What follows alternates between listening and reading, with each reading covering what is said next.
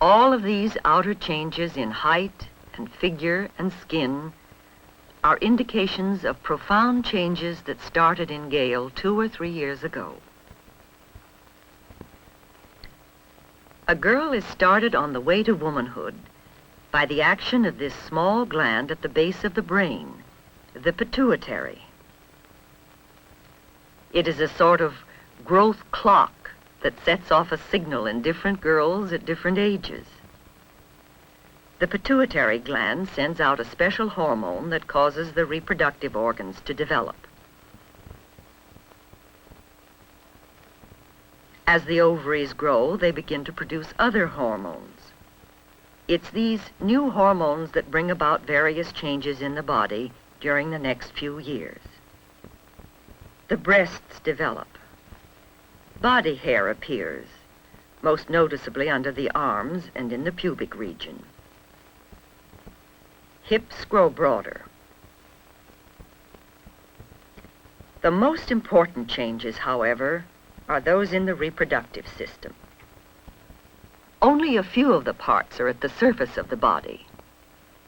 The labia, the soft folds that cover the inner organs. The hymen or maidenhead, a ring of tissue that frequently, but not always, extends around the entrance to the vagina. And the clitoris, a small, highly sensitive organ. This opening is the urethra, the tube leading from the urinary bladder. Although it has its outlet here, it's not part of the reproductive system. The vagina is the canal that leads to the actual organs of reproduction.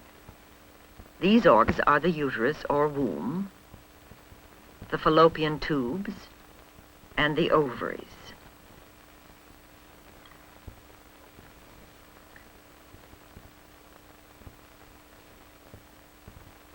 Under the influence of the hormones, all of the inner organs have been developing along with breasts and hips, getting ready.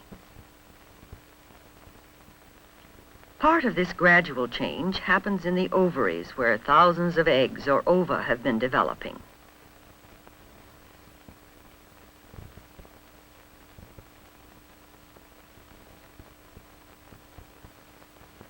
At last, one of them is released. During the next few days, it moves along the fallopian tube toward the uterus.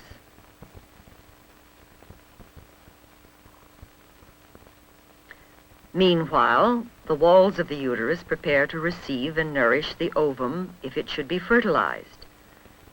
The lining gets thicker and the blood supply increases. When the egg is not fertilized, the extra lining discharges from the body along with some blood. This discharge, menstruation, begins about 2 weeks after the ovum leaves the ovary. It usually lasts from 3 days to a week, or even more. Menstrual or monthly periods usually happen about every 4 weeks. However, they're likely to be quite irregular for the first 2 or 3 years while a girl is still maturing. And later, a cycle of perhaps 5 weeks or of 3 weeks is perfectly normal.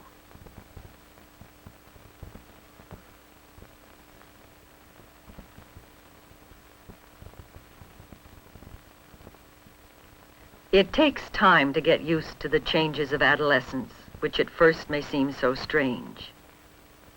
However, for many girls, menstruation brings no problem and little discomfort, only the extra care needed for cleanliness.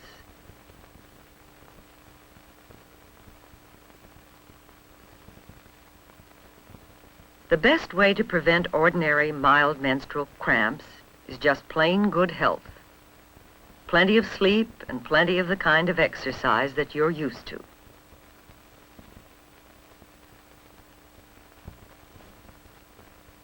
By this normal cycle, the organs are repeatedly prepared for bearing a child. The development of a baby begins when an ovum, during the first day or two, encounters sperm. Let's trace the path by which sperm arrive from the sexual organs of the male. Here is the penis, and here the testicles, the parts outside the body. From each testicle, a duct leads into the body where it joins the urethra, the tube leading from the bladder through the penis. Each testicle is packed with tubes. The walls of these tubes are lined with special cells. When a boy reaches adolescence, they begin to grow and develop into the male sex cells called sperm, or spermatozoa. Millions of sperm develop in a short time, since this growth happens constantly along more than a mile of tubes contained within the testicles. The millions of sperm are moved along, filling other coiled tubes and the duct leading into the body.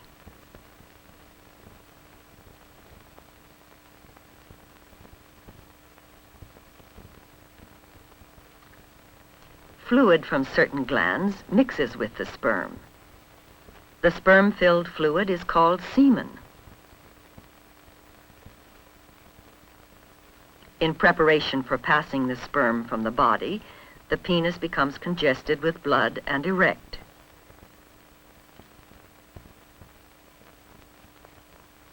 Muscular contractions force the semen into the urethra and out of the body.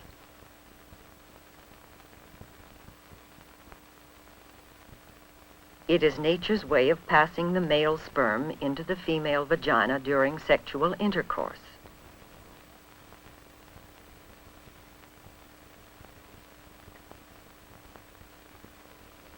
Here are live sperm shown under a microscope.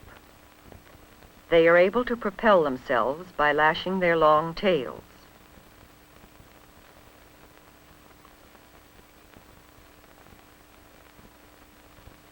Within a short time after intercourse, sperm in the vagina propel themselves through the uterus and into the fallopian tubes.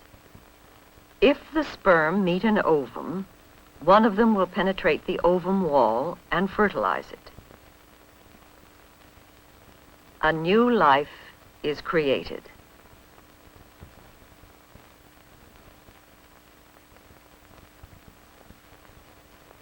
Now, when a fertilized ovum reaches the uterus, it embeds itself in the wall that is prepared for it.